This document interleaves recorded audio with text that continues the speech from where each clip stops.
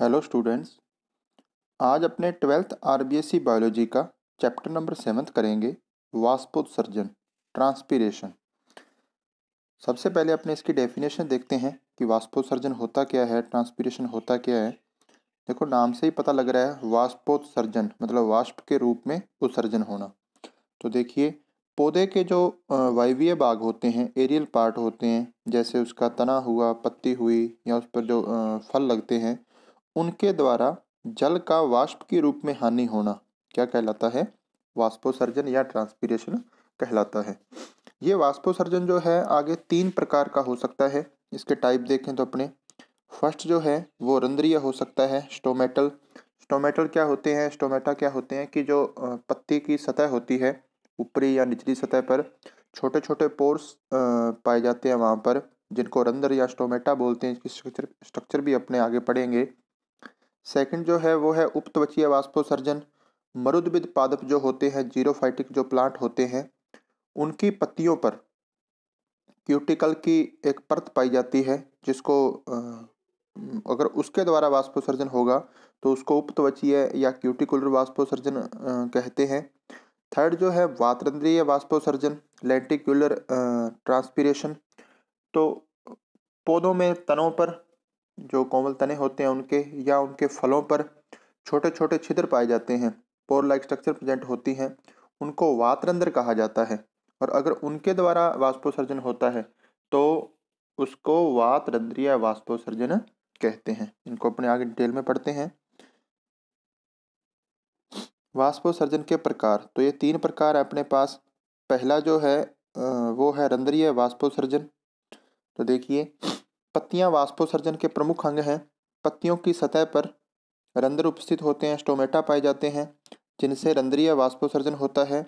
और वाष्पोत्सर्जन की कुल मात्रा का 50 टू 97, ये आप 80 टू 97 लिख सकते हो, भाग जो है इसी विधि द्वारा होता है। यानी मैक्सिमम जो ट्रांसपीरेशन होगा वो किसके द्वारा होता है? पादपों में रंध्रीय वाष्पोत्सर्जन या स्टोमेटल ट्रांसपीरेशन होता है।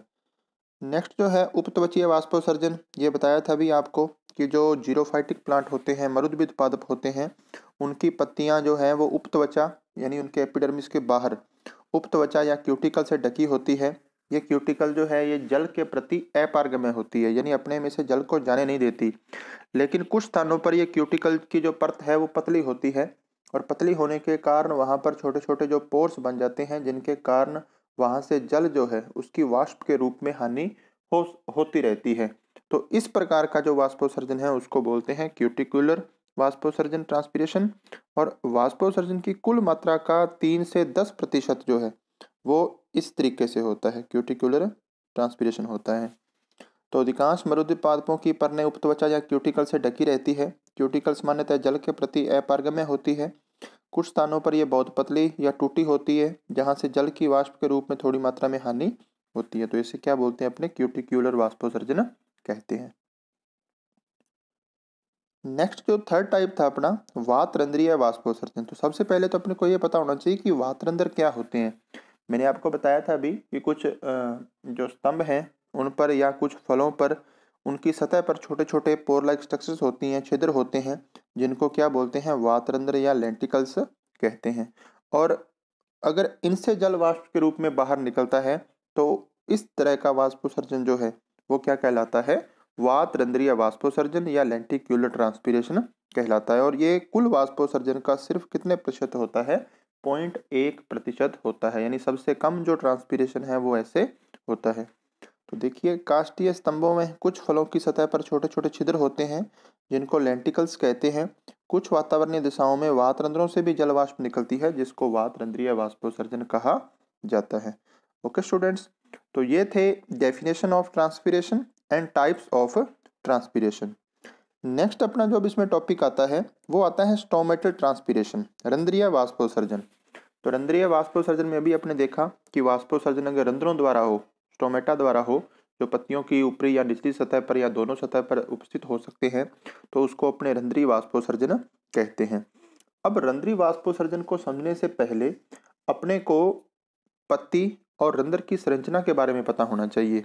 तो सबसे पहले अगर अपने बात करें, अपने जानते हैं एनाटॉमी में 11th क्लास में आप पढ़ के आए हो कि पत्ती की जब अपने आंतरिक संरचना देखते हैं तो उस पे ऊपरी एपिडर्मिस होती है और एक लोअर एपिडर्मिस होती है, निचली एपिडर्मिस, और उसके बीच में पाया जाता है पर्ण मध्योतक। अब जो ये पर्ण मध्योतक पाया जाता है, इसके लिए भी दो कंडीशंस होती हैं। अगर वो पत्ती द्विबीजपत्री है, द्विबीजपत्री पादप की पत्ती है, पृष्ठाधारी पत्ती है, तो उसका पर्ण मध्योतक जो है वो खंभ उत्तक व स्पंजी उत्तक में विभेदित होता है। और अगर वो एक बीजपत्री है तो ये उसमें विभेदित नहीं होता। तो ये आपने 11th क्लास में पढ़ा था और यही बातें यहाँ पर लिखी हुई हैं। उसके बाद अपने लिए जो इम्पोर्टेंट है वो ये आगे ये है कि रंध्रों की उपस्थिति के आधार पर कि रंध्र पत्ती में कहाँ पाए जाते हैं, ऊपरी सरफेस पर पाए जाते हैं, निचली सरफेस पर पाए जाते हैं, या दोनों सरफेस पर पाए जाते हैं, इसके आधार पर पत्तियां जो हैं वो 3 प्रकार की होती हैं, 3 टाइप्स की होती हैं। फर्स्ट जो है वो अधोरंध्री, हाइपोस्टोमेटिक बोलते हैं इसको। सेकंड जो है वो उभयरंध्री, एम्फीस्टोमेटिक बोलते हैं इसको। और तीसरा जो है अपने पास अधिरंध्री। इसमें सबसे पहले अपने जो देखेंगे वो देखेंगे अधोरंध्री, हाइपोस्टोमेटिक। देखिए, अगर पत्ती की सिर्फ निचली सतह पर, मान लो एक अपर सरफेस होती है पत्ती की, एक लोअर सरफेस होती है, अगर पत्ती की सिर्फ निचली सतह पर रंध्र पाए जाते हैं तो ऐसी पत्तियों को क्या बोलते हैं, अधोरंध्री या हाइपोस्टोमेटिक कहते हैं। पत्तियों के इस प्रकार को सेब प्रकार, एप्पल टाइप भी कहते हैं, क्योंकि इसका एग्जाम्पल जो है अपना इसमें एप्पल आता है तो इसको एप्पल प्रकार भी कहा जाता है। इसमें एप्पल के अलावा संतरा एवं अधिकांश द्विबीजपत्री, ये अपने लिए इंपॉर्टेंट है। डाइकोट प्लांट जो होते हैं, द्विबीजपत्री प्लांट जो होते हैं, उनकी पत्तियां अधोरंध्री प्रकार की होती है क्योंकि उनकी निचली सतह पर रंध्र पाए जाते हैं। ओके, नेक्स्ट जो है सेकंड अपने पास वो है उभयरंध्री, एम्फीस्टोमेटिक। देखो नाम से ही पता लग रहा है, उभय मतलब दोनों ओर। तो जब पर्ण की दोनों सतहों पर, ऊपर भी और नीचे भी, ऊपरी अधिचर्म पर भी और निचली अधिचर्म पर भी रंध्र उपस्थित होते हैं तो ऐसी पत्तियों को उभयरंध्री कहते हैं या ऑड टाइप, जई प्रकार की कहते हैं। इनमें एग्जाम्पल आ जाएगा जई, मक्का व अन्य एक बीजपत्री। यहाँ ये इंपॉर्टेंट है। मोनोकोट प्लांट्स में जो लीव्स होती हैं वो एम्फीस्टोमेटिक टाइप की होती हैं। ठीक है, इनकी दोनों सतह पर रंध्र जो है वो समान रूप से वितरित रहते हैं। थर्ड जो अपने पास आता है वो आता है अधिरंध्री, एपिस्टोमेटिक। देखो आप क्या कर चुके हो, निचली सतह पर कर चुके हो, दोनों सतह पर कर चुके हो, अब कौन सी बची, सिर्फ ऊपरी सतह। अगर पत्ती की केवल ऊपरी सतह पर अधिचर्म पर रंध्र पाए जाते हैं तो ऐसी पत्तियां अधिरंध्री या एपिस्टोमेटिक या इसको वाटर लिली टाइप या कुमुदनी प्रकार की पत्ती कहते हैं। और ये किस में मिलता है, तो वाटर लिली में ही मिलता है। और एक अन्य जो उत्प्लावी जलोदविद पादप होते हैं, यानी कि जो तैरने वाले फ्लोटिंग प्लांट्स होते हैं वाटर के अंदर, तो उनमें इस प्रकार की जो पत्तियां हैं वो पाई जाती है। तो ये पत्तियों के प्रकार हुए किसके आधार पर, उन पर उपस्थित रंध्रों की स्थिति के आधार पर। नेक्स्ट जो अपना टॉपिक है अब इसमें वो है स्ट्रक्चर ऑफ स्टोमेटा, रंध्र की संरचना।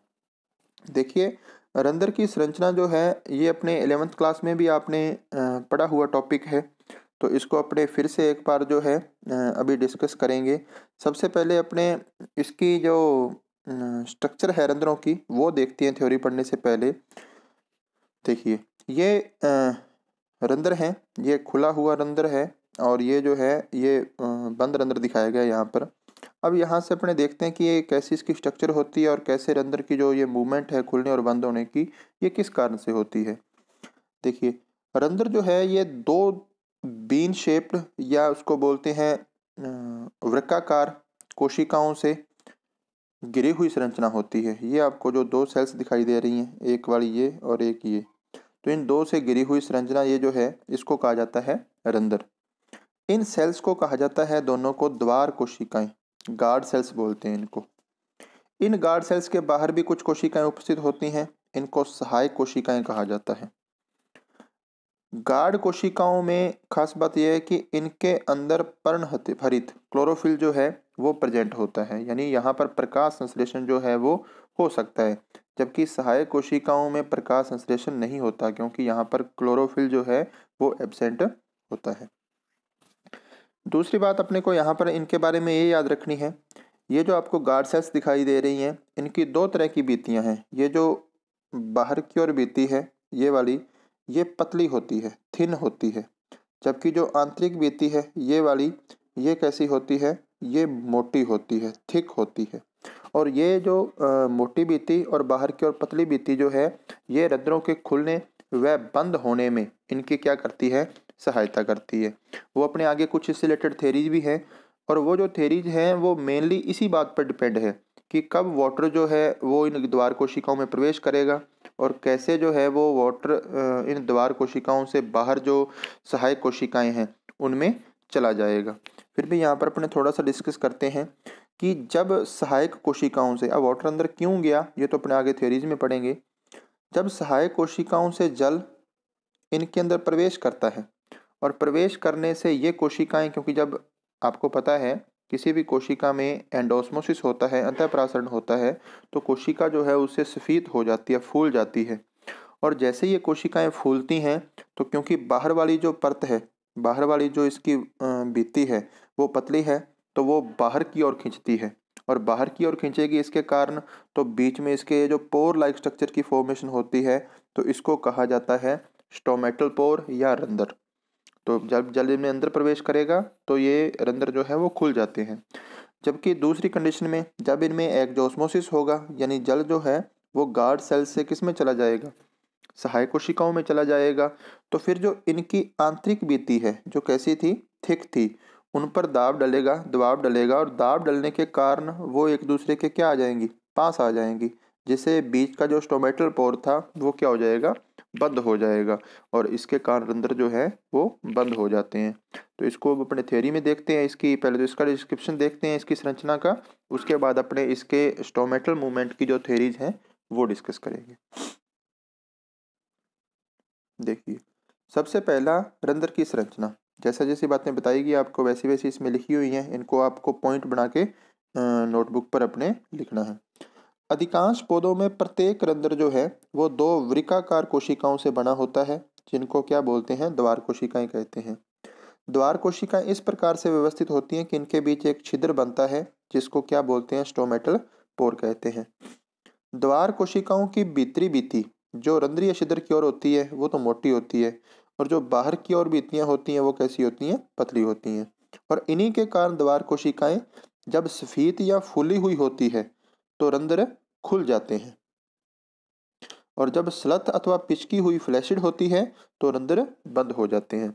अब जल कैसे इनमें आता है, कैसे बाहर जाता है, वो तो अपने आगे थ्योरीज में पढ़ेंगे। सफेद स्थिति में द्वार कोशिकाओं की, यानी जब फूली हुई होंगी, बाह्य पतली भित्ति फूलकर बाहर की ओर खींचती है, जिससे मोटी भित्ति भी थोड़ी बाहर खींच जाती है और रंध्र को क्या कर देती है, खोल देती है। जबकि स्लथ स्थिति में द्वार कोशिकाएं पूर्ववत होकर, मतलब भित्ति मोटी कोशिका अंदर की ओर और बाहर वाली पतली कोशिकाएं भित्ति जो थी वो भी अंदर की ओर जाएंगी, जिससे रंध्र जो है क्या हो जाते हैं, बंद हो जाते हैं। तो ये अपने इसका वर्णन भी देख लिया, रंध्र की संरचना कैसी होती है, इसका डायग्राम ये भी अपने को ड्रॉ करना है। उसके बाद फिर जो एक चीज़ रहेगी इसमें बताने वाली कि द्वार कोशिकाओं के चारों ओर जो स्थित कोशिकाएं हैं बाह्य त्वचा की, उनको क्या कहा जाता है, सहायक कोशिकाएं कहा जाता है। और सहायक कोशिकाओं में पर्णहरित नहीं पाया जाता, जबकि जो गार्ड सेल्स होती हैं इनमें पर्णहरित पाया जाता है। तो ये अपने को यहाँ नोट डाउन भी आप चाहे कर सकते हो ये दोनों बातें।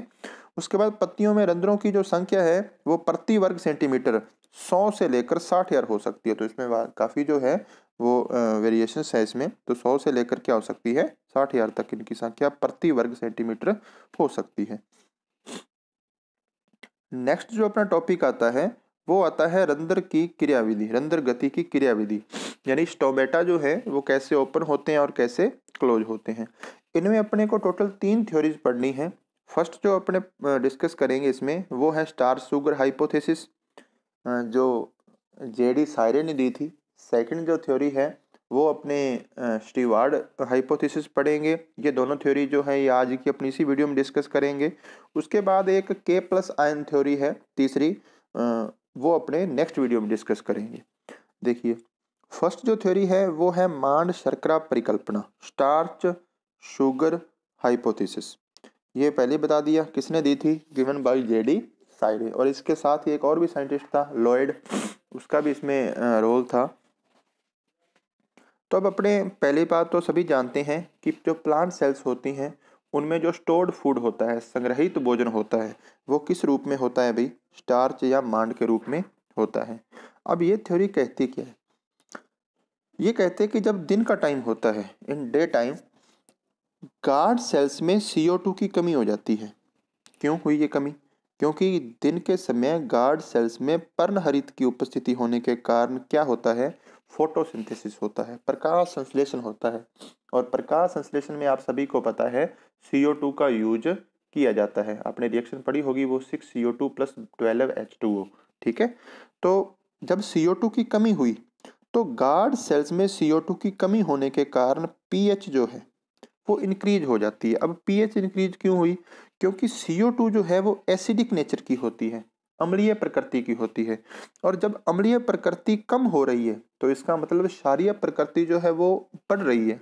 और क्षारीय प्रकृति का बढ़ना किस बात को इंडिकेट करता है? pH के मान को बढ़ने की ओर इंडिकेट करता है।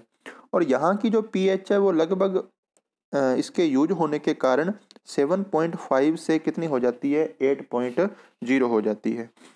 इस स्थिति में यहाँ पर एक एंजाइम होता है एक्टिव, जिसका नाम है फॉस्फोराइलेज।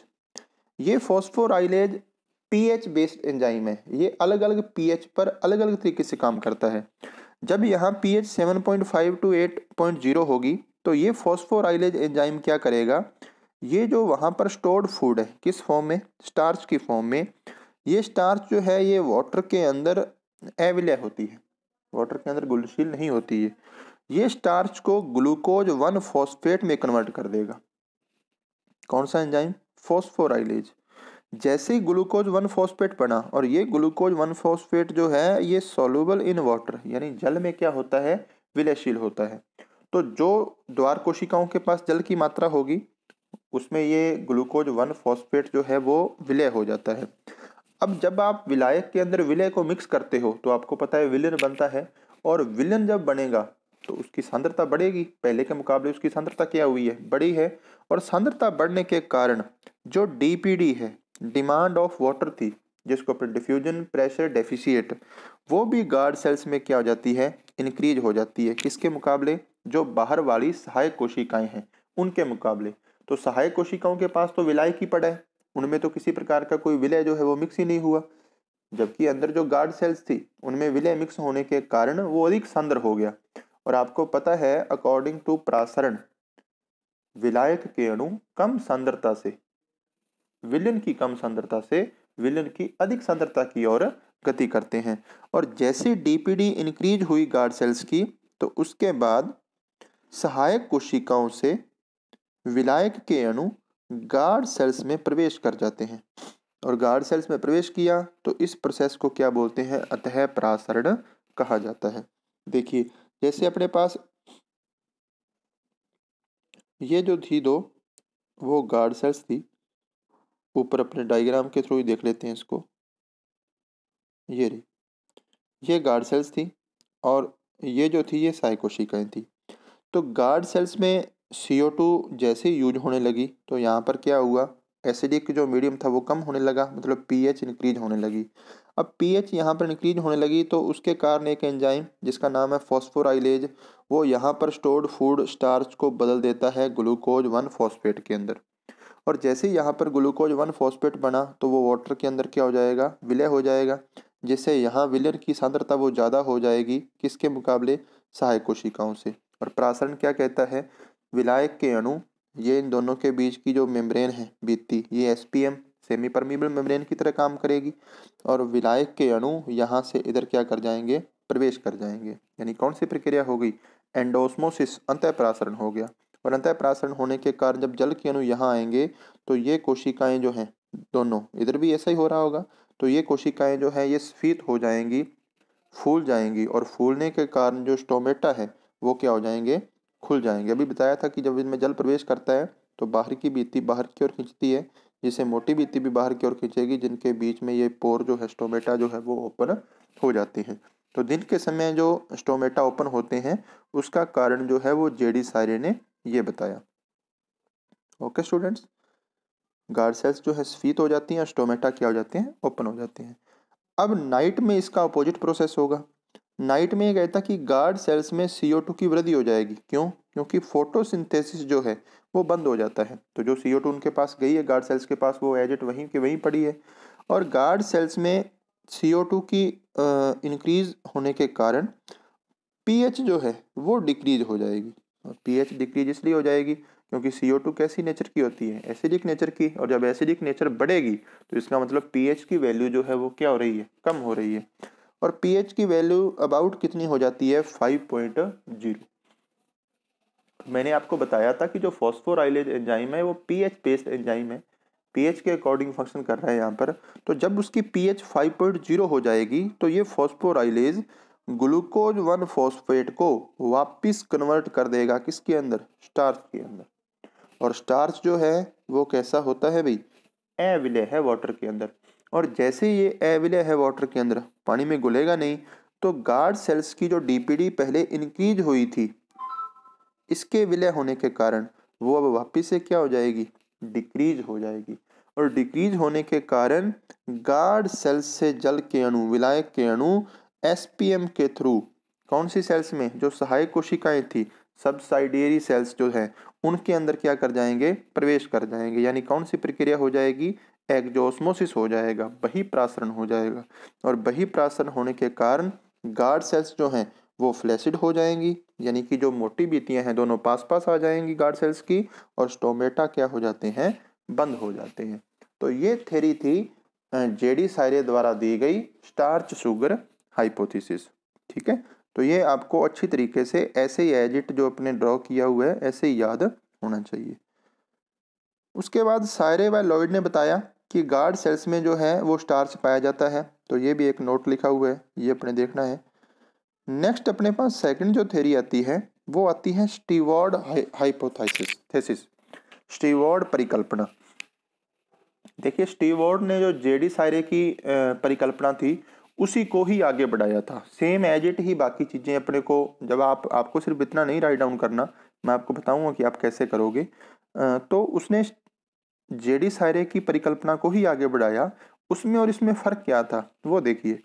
ये कहता कि बाकी ठीक है, जो JD सायरे ने बताया वो सब कुछ सही है, लेकिन वो कहता कि जब दिन का टाइम होता है तो JD सायरे ने यहाँ तक बनाया था ग्लूकोज 1 फॉस्फेट, और ग्लूकोज 1 फॉस्फेट बना के आगे लिख दिया गया क्या? DPD जो है वो क्या हो जाती है? इंक्रीज। ये कहता है ऐसा नहीं होता। ये ग्लूकोज 1 फॉस्फेट जो बदला है, इसको एक एंजाइम जिसका नाम है क्या? फॉस्फोग्लाइकोम्यूटेज। ये एंजाइम अपनी बुक में नहीं है, आप नहीं याद करना चाहे तो कोई दिक्कत नहीं है, आप सीधा लिख सकते हो। ग्लूकोज 1 फॉस्फेट जो है पहले किसके अंदर कन्वर्ट होगा? ग्लूकोज 6 फॉस्फेट के अंदर कन्वर्ट होगा। अब इस ग्लूकोज 6 फॉस्फेट को एक और एंजाइम वहीं पर ही जिसका नाम है फॉस्फेटेज, ये किसके अंदर कन्वर्ट कर देगा? ग्लूकोज के अंदर कन्वर्ट कर देगा। यानी उसने स्टार्च को ग्लूकोज 1 फॉस्फेट तक बढ़ा के रोक दिया था। ये कहते हैं कि ग्लूकोज 1 फॉस्फेट तक नहीं रुकेगा, ग्लूकोज 1 फॉस्फेट पहले ग्लूकोज 6 फॉस्फेट में कन्वर्ट होगा, ये काम करेगा फॉस्फोग्लाइकोम्यूटेज एंजाइम। ग्लूकोज 6 फॉस्फेट जो है ये ग्लूकोज में कन्वर्ट होगा, फॉस्फेट अलग हो जाएगा इनऑर्गेनिक फॉर्म में, ये काम करेगा फॉस्फेटेज। ये ग्लूकोज जो है वो JD सायरे का जो ग्लूकोज 1 फॉस्फेट था, इसके कंपैरिजन में वाटर में ज़्यादा विलयशील होता है। और आपको पता है जब ज़्यादा विलयशील होगा तो वाटर में ये ज़्यादा घुलेगा, और ज़्यादा घुलेगा तो विलयन जो है वो और ज़्यादा क्या होगा? सांद्र होगा। और सांद्रता बढ़ेगी तो मतलब क्या बढ़ रही है? DPD जो है वो इंक्रीज हो रही है। DPD इंक्रीज हो रही है तो कौन सा प्रक्रिया होती है? एंडोस्मोसिस, अंतःप्रासरण होगा, जिसके कारण सहायक कोशिकाओं से जल किस में आएगा? गार्ड सेल्स में। और गार्ड सेल्स में आएगा तो गार्ड सेल्स जो है वो फूल जाएंगी, जिससे रंध्र खुल जाएंगे। यानी कि आपको पीछे वाली जो हाइपोथेसिस है उसमें सिर्फ करना क्या है? जहां आपने ये काम किया था, ये बनाया था आपने ग्लूकोज 1 फॉस्फेट, तो आपको यहाँ बीच में ये 2 पॉइंट जो बनाए, ग्लूकोज 1 फॉस्फेट को पहले आपको ग्लूकोज 6 फॉस्फेट में, फिर ग्लूकोज 6 फॉस्फेट को आपने ग्लूकोज में, और उसके बाद आप लिखोगे ये वाला DPD of guard cells increase. आगे वो सेम एज इट ही आपका आ जाएगा। सारी कोशिकाओं में गार्ड सेल्स फ्रीज हो जाती है, स्टोमेटा ओपन हो जाते हैं। तो ये तो था दिन के टाइम। अब रात के टाइम क्या होता है इसके अकॉर्डिंग? ये कहता कि नाइट के टाइम जो है वो ग्लूकोज जो है वो एटीपी का यूज करके, किस एंजाइम की प्रेजेंस में, हेक्सोकाइनेज की प्रेजेंस में। पहले तो ये ग्लूकोज जो है एटीपी का यूज करके हेक्सोकाइनेज की प्रेजेंस में बदलेगा ग्लूकोज 6 फॉस्फेट में, फिर ये ग्लूकोज 6 फॉस्फेट जो बदल जाएगा वो बदल जाएगा ग्लूकोज 1 फॉस्फेट में। तो अपने को वो 6 फॉस्फेट यहाँ नहीं लिखना, अपने को सीधा लिखना है ग्लूकोज जो है वो एटीपी का यूज करके हेक्सोकाइनेज एंजाइम की प्रेजेंस में ग्लूकोज 1 फॉस्फेट में बदल जाएगा। और फिर इसको तो अपने देख ही लिया था कि क्योंकि पीएच जो है वो डिक्रीज हो जाती है CO2 के आने के कारण, तो ग्लूकोज 1 फॉस्फेट को फॉस्फोराइलेज एंजाइम किस में कन्वर्ट कर देता है, स्टार्च के अंदर। तो ये प्रोसेस जो है वो कब अकर होता है, नाइट के टाइम। तो पीछे वाली थ्योरी में बाकी सेम है, सिर्फ एक पॉइंट अपने को यहाँ ऐड करोगे आप, कहाँ पर, जहाँ नाइट के टाइम किया था आपने, तो आपने क्या किया था, ये वाला पॉइंट, क्योंकि आप पीछे क्या बना के आए थे, आपने ग्लूकोज बनाया था। तो इस पॉइंट से पहले यहाँ बीच में आप क्या लिखोगे, ग्लूकोज प्लस एटीपी, क्या बनाया उसने, हेक्सोकाइनेज एंजाइम, और इधर उसने बना दिया ग्लूकोज 1 फॉस्फेट। और फिर ये ग्लूकोज 1 फॉस्फेट जो है वो किस में कन्वर्ट हो रहा है, स्टार्च के अंदर। तो बाकी एज इट ये जेडी सायरे वाली थ्योरी है, इसने सिर्फ उसी को आगे थोड़ा बढ़ाया है। इसने कहा कि ग्लूकोज 1 फॉस्फेट ही नहीं बनता, ग्लूकोज 1 फॉस्फेट जो होता है वो ग्लूकोज के कंपेरिजन में कम विलयशील होता है, जबकि ग्लूकोज जब अधिक विलयशील है तो ये सांद्रता को और ज़्यादा बढ़ाएगा वहाँ पर जाके। ओके स्टूडेंट्स, कोई भी चीज़ आज के इस टॉपिक में आपको समझ नहीं आई हो तो आप कमेंट बॉक्स में क्वेश्चन करके पूछ सकते हैं। नेक्स्ट वीडियो में अपने हाइपोथेसिस ऑफ के प्लस आयन यानी के प्लस आयन थ्योरी पढ़ेंगे लेविट की, और उसके बाद इसमें दो छोटे छोटे टॉपिक्स और हैं, बिंदु स्त्राव है और एक ब्लीडिंग है। तो ये दोनों टॉपिक पढ़ेंगे अपने इसके अंदर, और ये नेक्स्ट वीडियो में अपना चैप्टर जो है ये कंप्लीट हो जाएगा। Thank you.